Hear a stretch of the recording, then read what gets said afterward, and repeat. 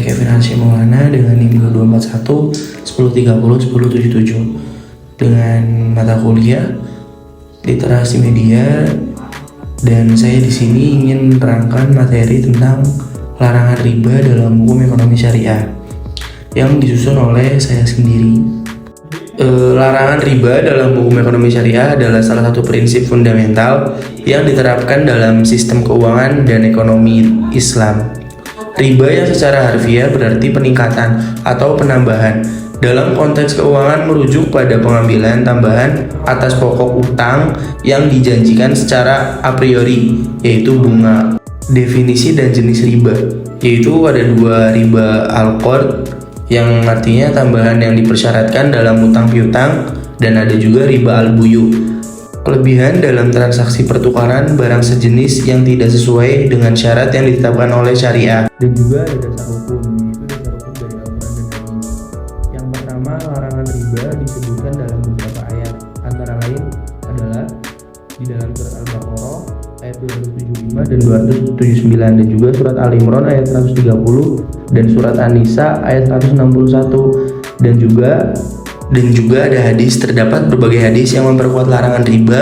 Salah satunya adalah hadis yang diriwayatkan oleh Imam Muslim dari Jabir bin Abdullah yang menyatakan bahwa Rasulullah SAW melarang dan melaknat orang yang memakan riba, yang memberi makan riba, penulisnya dan dua saksinya. Dan ada juga tujuan larangan, yaitu keadilan sosial, menghindari penindasan dan eksploitasi terhadap pihak yang lemah secara ekonomi, dan stabilitas ekonomi, mengurangi ketidakstabilan yang disebabkan oleh spekulasi dan praktik keuangan yang tidak adil.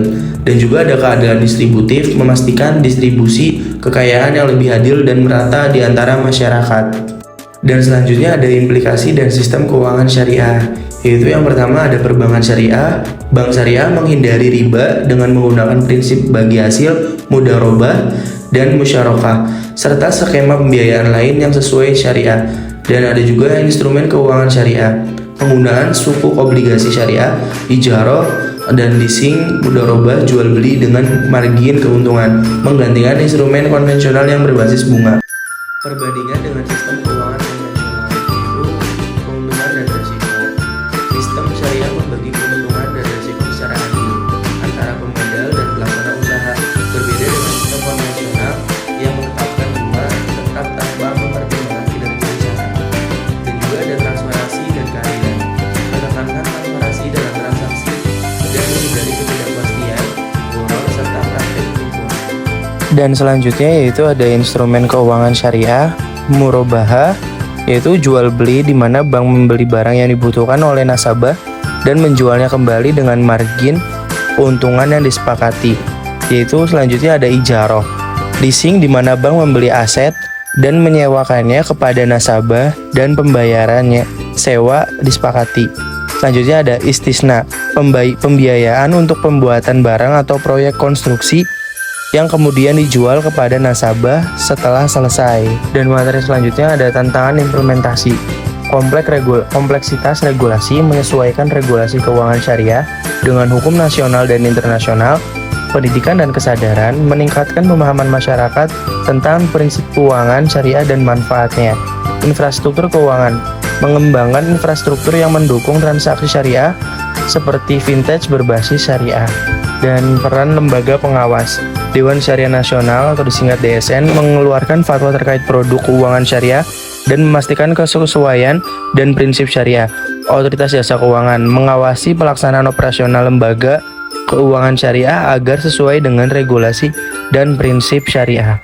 Selanjutnya ada manfaat ekonomi syariah, yaitu yang pertama stabilitas finansial. Dengan menghindari spekulasi dan ketidakpastian yang berlebihan, sistem keuangan syariah lebih stabil.